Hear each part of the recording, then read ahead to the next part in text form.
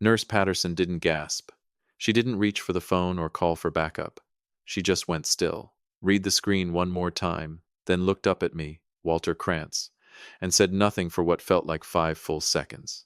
5 seconds is a long time when a boy is slumped against your arm in a waiting room chair.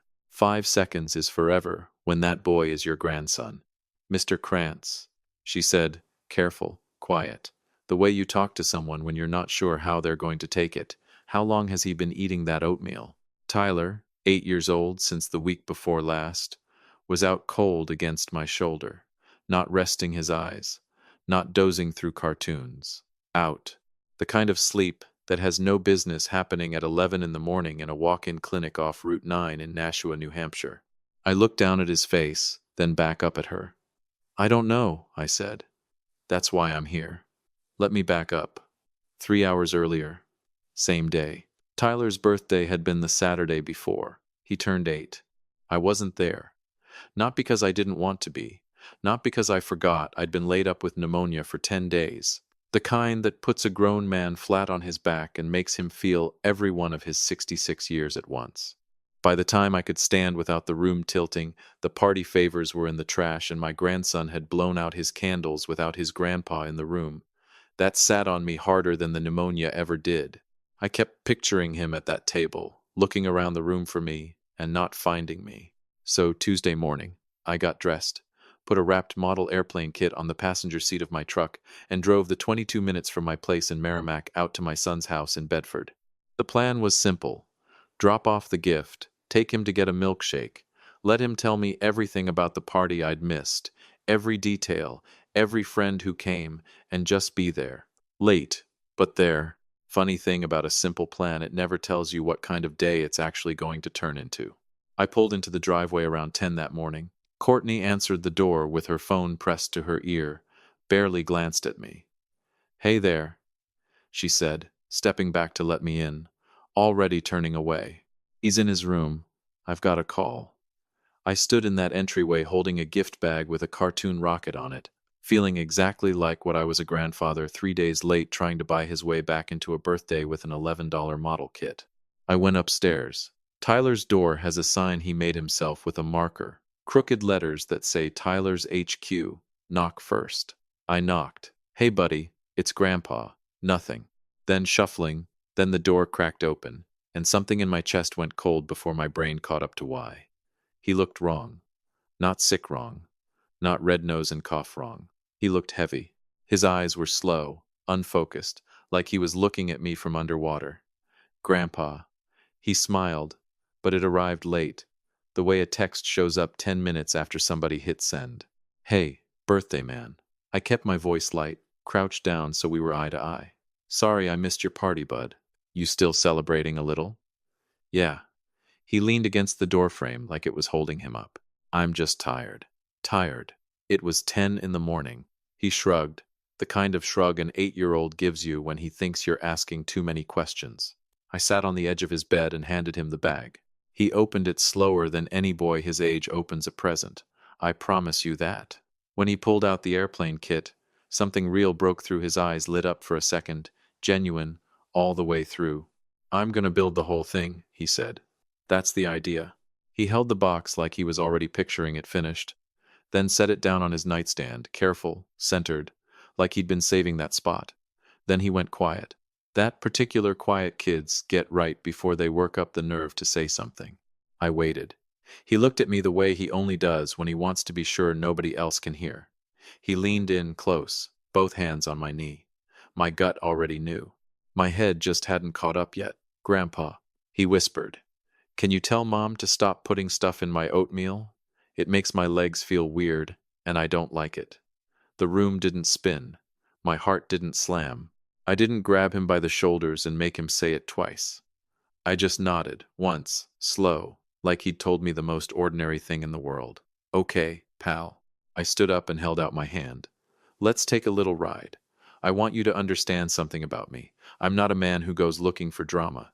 But I spent 31 years running a machine shop, and I know when something's wrong the same way I know when a lathe's cutting off center. You don't always hear it right away. Sometimes you just feel it in your hands before your ears catch up. I walked downstairs. Courtney was still on the phone, pacing the kitchen, laughing at something. Laughing. I'm gonna take Tyler out for a bit, I said. Get some lunch, maybe a milkshake. She waved a hand without turning around. Sure, whatever, fine. Didn't even look at me. I buckled Tyler into my truck, an old green Silverado I've had since Clinton was president, and pulled out of that neighborhood doing exactly the speed limit the whole way to the clinic I trusted. The one on Route 9 where Nurse Patterson had seen him twice before for ear infections and had always been straight with me. I didn't call my son yet. I didn't call anybody yet.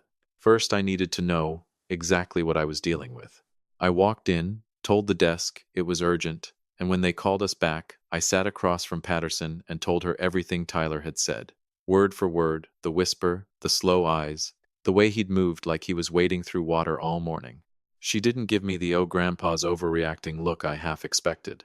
She looked at Tyler, sitting on the exam table eating a cracker like it was any old Tuesday, and she ordered blood work, a full panel, everything. We'll know something in about 40 minutes, she said. We waited. At the 30-minute mark, Tyler climbed down, curled against my arm in the chair, and went out like someone flipped a switch. I sat very still and stared at the wall, thinking about him standing in that doorway, slow and heavy, leaning on the frame to hold himself up. Thinking about how I'd almost waited until the weekend to bring the gift over. What if I had waited until the weekend? The door opened. Patterson came back, holding the results, looked at them, then looked at me, and stopped. 5 full seconds. I counted them. Then, Mr. Krantz, how long has he been eating that oatmeal? What's in it, exactly? She sat down, turned the sheet so I could read it myself.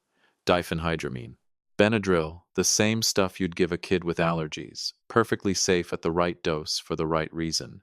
Except the levels in his blood, her exact words, were consistent with repeated administration over an extended period, not once. Not an accident. Repeated. I read that line 3 times, folded my hands on my knee, breathed in slow through my nose. Is his mother home right now? She asked quietly. Yes. Mr. Krantz, I'm a mandated reporter. I have to call this in. I know. I met her eyes. Give me until tomorrow morning. Please. She studied me a long moment. Whatever she saw in my face must have told her I wasn't going to drive back to that house and burn it to the ground with my bare hands, even though every part of me wanted to. 8 a.m., she said finally. If I haven't heard from you by then, I make the call myself. Understood. We shook on it. I carried Tyler to the truck, buckled him in, his new airplane box wedged against his leg. The drive back to Bedford took 16 minutes. I know because I counted everyone. He slept the whole way, mouth open, breathing even, one hand resting on the box, like even asleep he wanted to keep hold of something good. I didn't call anyone. I drove the speed limit and let the quiet do its work, because quiet organizes things better than noise ever does. I thought about the gift bag, about the 3 days I'd spent feeling guilty over a missed birthday party, when the entire time, right under my own nose, something a whole lot worse than a missed cake had been happening to my grandson in that house. 31 years running that shop taught me that when the damage runs deep, you don't fix it loud, you fix it careful. And I was just getting started. The hardest part of finding out somebody's betrayed you isn't the anger. It's the inventory. Going back through every little thing you brushed off, every excuse you handed somebody because you trusted them more than you trusted your own gut. I didn't sleep that night. Not because I was falling apart. I want to be clear about that. I don't fall apart. I sat in my recliner with the lamp low and a cup of coffee going cold at my elbow, and I thought it through the way I used to think through a repair job. What do I know? What do I need to know? What's the right order to find it out in? What I knew, my grandson had been drugged, more than once, in his own home, by somebody who was supposed to be looking out for him. What I didn't know yet, how long, how bad, and why. The why was the part that kept me up past 2. Wednesday morning, 6:45, I called my son. Not to lay it all out yet. I needed to hear his voice first, take his temperature before I handed him something that was going to knock his whole world sideways. He picked up on the second ring, already sounded awake. Marcus has always been an early riser, got that from me. Hey Dad, everything okay? Everything's fine, son. Say, how's Tyler been lately? Notice anything different? A pause.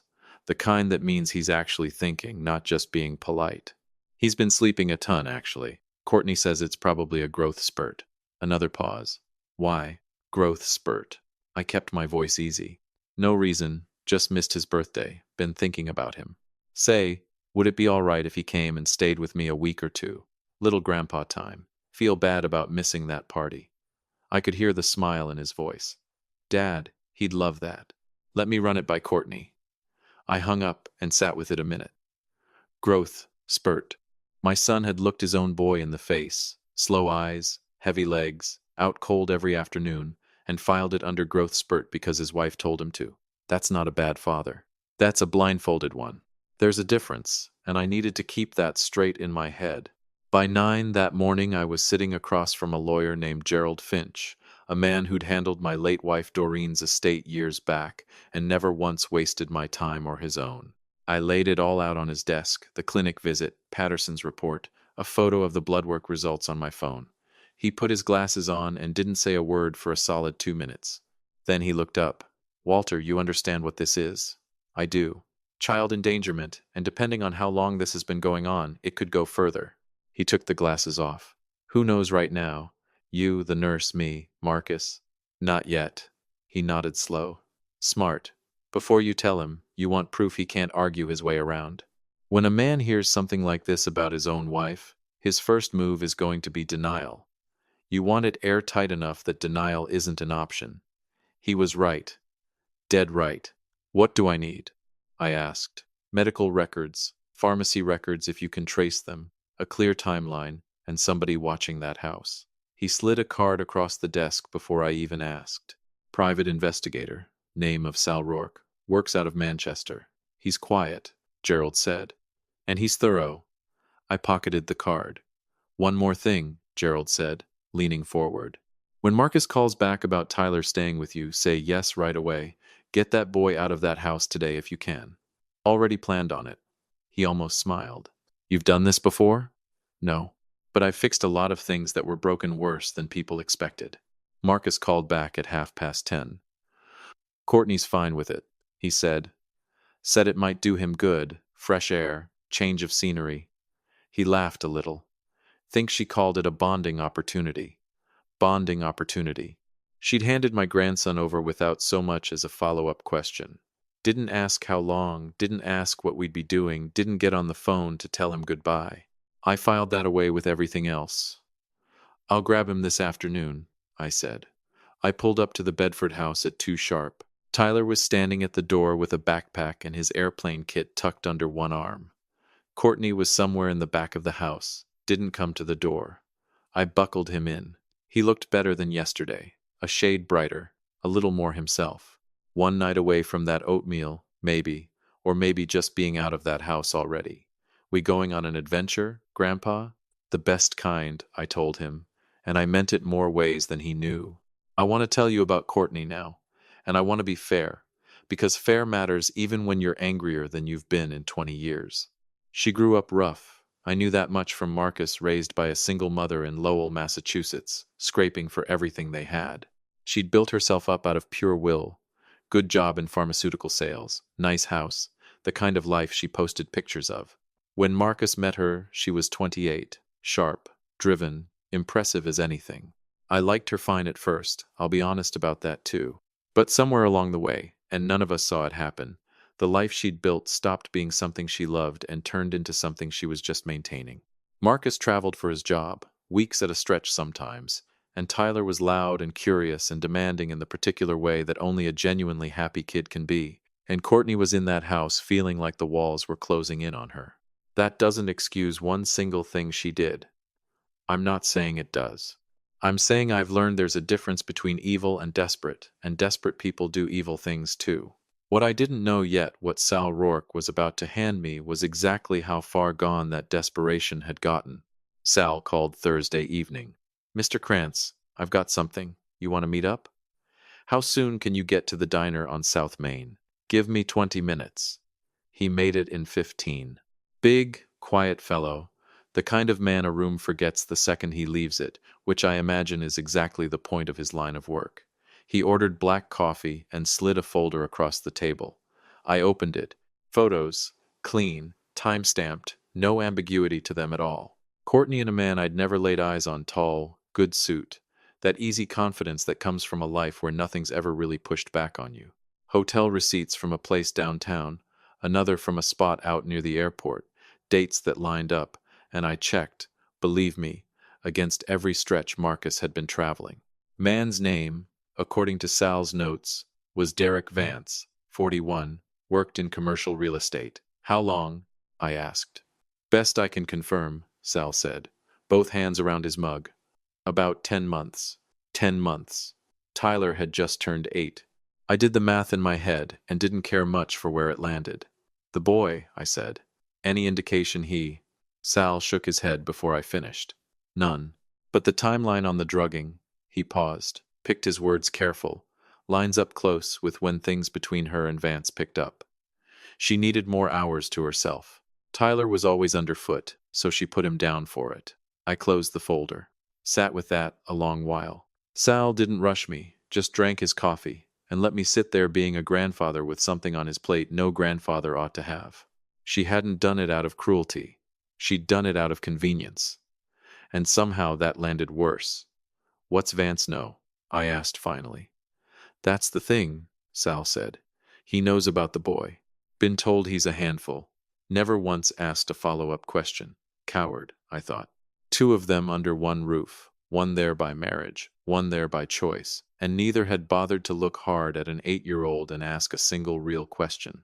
And then there was Marcus, my son, working himself into the ground, trusting completely, missing all of it. I paid for the coffee, took the folder, told Sal I needed everything documented clean, dates, times, locations, nothing loose. Already on it, he said. I drove home with the windows cracked. New Hampshire in October has its own smell, wet leaves and wood smoke, the last warm afternoon before the cold really sets in for good. Tyler was at my place asleep in the spare room, the real kind of sleep this time, natural, safe, his airplane box on the nightstand where he'd left it. I stood in the doorway and watched him breathe a minute. Then I went to the kitchen table and got out the same notebook I used to log machine tolerances in, and I started writing dates, what Patterson told me, what Sal handed me, every piece of it in my own hand, in order. I called Gerald and left him a message. We're ready to move. Then I called my son, not to tell him everything, not that night. Just, Marcus, I need you to come home. He showed up Friday evening around 6, pulled his Jeep into my driveway looking like a man who figured he'd been called over for dinner, relaxed, jacket over one arm, no idea what was coming. Tyler was already asleep in the back bedroom. I'd made sure of that. What was about to happen at my table wasn't for an 8-year-old's ears. Not that night, not ever if I could help it. I'd made pot roast and biscuits, the same meal I always made him when life handed him something hard when he failed out of his first semester at UNH. When the restaurant he tried to open at 26 went under. He never knew it was a pattern. I never told him. Some things you just do without explaining. He hugged me, looked around. Smells good in here. Where's Tyler? Asleep already. Been doing better. Got his color back. He smiled. Good. He needed this. He sat down. So what's going on, Dad? You sounded off on the phone. Eat first, I said. He gave me the look he's been giving me since he was 13, the one that says you're being strange, but he picked up his fork. We ate. I let him finish. Let him have the second helping and the sweet tea. Let him be comfortable one last time before I turned his whole life over. Then I stood up, went to the counter, and put 3 things on the table in front of him. The medical report, the pharmacy records Gerald had traced down, Sal's folder. I sat back down and didn't say a single word. Let the evidence do the talking, Walter. I taught him that myself, years back, without meaning to. He looked at me, then at the papers, picked up the medical report first, slow, the way you pick something up when you're not sure you want to know what's inside it. Read it. I watched his face. It didn't crumple, didn't explode. It just went still, the way a pond goes still right before something breaks the surface. He set it down, picked up the pharmacy records, read those too, set them down. Then he opened Sal's folder. Photos on top. He closed it after the second one. Kitchen was so quiet I could hear the fridge humming. Then he stood up, very slow, very controlled, said, "Excuse me a second," and walked down the hall to the bathroom and shut the door. I sat at that table and waited. "Take your time, son. Take all the time in the world." He was in there long enough I refilled my tea, long enough the clock over the stove ticked through 6 full minutes. When he came back, his eyes were red, but his voice was steady. He sat, looked at the folder without touching it. "Does he know what was in it?" "No," I said. "He just knows it made him feel weird and he didn't like it." Marcus nodded once, slow. "Good. He doesn't need more than that yet." And right there I saw my son clear for the first time in a long while, not the blindfolded husband, not the man who'd filed his own kid's slow eyes undergrowth spurt and gone back to his laptop, but the father underneath all that travel and trust he'd handed somebody who didn't deserve it. He was still in there. He just needed somebody to put the truth in his hands. "How long have you known?" he asked. "Since Tuesday." He looked up sharp. "You've been sitting on this since Tuesday. Had to get it airtight before I brought it to you. Didn't want to hand you something you could argue yourself out of." He was quiet a second, then let out a short breath that was almost a laugh, no humor in it at all. "You rebuilt the whole engine before you showed me it was broken." "Force of habit," I said. He stared at the folder one more time, then pushed it aside and pulled out his phone. "I need that lawyer's number," he said. "That's my boy." Marcus didn't confront Courtney that night, or Saturday either. He stayed the whole weekend at my place, slept in his old room, ate breakfast across from Tyler, watched him carry that airplane box around the kitchen while he drank his coffee, just watching him, storing it up. Sunday he drove back to Bedford alone. He'd talked to Gerald twice by then, moved money into an account she didn't know about, photographed paperwork out of the home office, did it all careful, methodical, no wasted moves. Learned that from somewhere, I suppose. Monday morning he waited until Tyler was at school. I'd driven him myself, walked him in, made sure he was settled, and then Marcus went into that kitchen in Bedford and sat down across from Courtney at the same table she used to photograph for her page. Good light. Coffee mugs lined up just so. He told me the whole thing that night, word for word, and I'll tell it to you the same way. She was on her laptop when he sat down, looked up, smiled, normal Monday. He slid the medical report across to her. She looked at it, looked at him, and he watched that smile come apart in real time. She started talking right off, and that was her first mistake, going straight to explaining instead of asking what he already knew. "Marcus, I can explain. He wasn't sleeping and he let the quiet sit there a full 10 seconds. Then he laid down the pharmacy records, then the photos." She looked at the pictures of herself and Derek Vance and went completely still. "I trusted you," Marcus said, voice never raised once. "With my son, with my house, with my name." He stood up. "You used every one of them." "Marcus, please, he's my son too. I love him. I would never—" "You drugged him." Still calm, still even. "For 10 months. So you'd have more time with him." He picked his keys up off the counter. "Whatever you tell yourself about that from here on is yours to carry, not mine." He walked toward the door. She said, "Are you going to take him from me?" He stopped, turned around one last time. "You did that?" he said. "Not me." And he walked out. I want to tell you how it ended, not the version with a soundtrack, the real one, because real justice doesn't come with music behind it. It comes with paperwork and court dates and a whole lot of waiting. But it comes. Full custody went to Marcus 58 days after he walked out that door. Courtney's attorney tried the stress angle, the mental health angle, tried to make it sound like extenuating circumstances. Gerald Finch put Nurse Patterson on the record, put the blood work in front of the judge, put 10 months of traced pharmacy purchases on the table right alongside it. The judge didn't need a speech. Supervised visitation only, pending a full investigation by the state, endangerment charges filed by the county.